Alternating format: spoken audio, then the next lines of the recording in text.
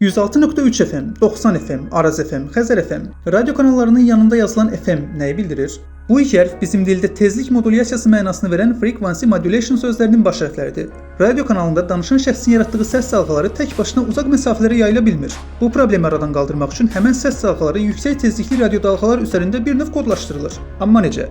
Danışan şəxsin səs dalğaları mikrofon vasitəsilə elektrik siqnallarına çevrilir. Bu aşağı tezlikli elektrik siqnalları ilə generatorun yaratdığı yüksək tezlikli radyo dalğalara təsir göstərilir. Radyo dalğaların 3 əsas xüsusiyyəti var: faza, amplitud və tezlik. Elektrik siqnalları ilə radyo dalğalara təsir göstərildikdə bu dalğaların yayılması fazanın dəyişməsi ilə baş verirsə, bu proses faza modulyasiyası, qısaca PM. Amplitudun dəyişməsi ilə baş verirsə, bu proses amplitud modulyasiyası, qısaca AM. Tezliyin dəyişməsi ilə baş verirsə, tezlik modulyasiyası, qısaca FM adlanır. Məsələn, 106.3 FM ifadəsindəki 106.3 rəqəmi megahertzi bildirir. Hertz bildiyimiz kimi tezliyin vahididir. Mega da 10^6 deməkdir. Yəni radio dalğalar saniyədə 106.300.000 dəfə rəqsi hərəkətdir. Bu dalğalar qəbul edici cihaza çatdıqda detektorlar vasitəsilə elektrik siqnalları radio dalğalardan ayrılır və uca danışan vasitəsilə səs dalğalarına çevrilir. Bu da bizə radiodan çıxan səsi dinləməyə imkan verir.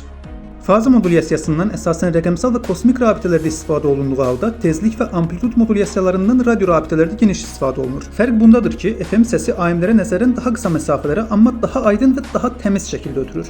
Amplitud modulyasiyası ilə informasiya çox geniş miqyasda ötürülür, lakin bu modulyasiya xarici təsirlərə FM-lər qədər dözümlü olmadığından səsdə müəyyən keyfiyyət problemləri yaranır. Misal olaraq köhnə radiolardakı xışıltı səslərini buna misal göstərə bilərik.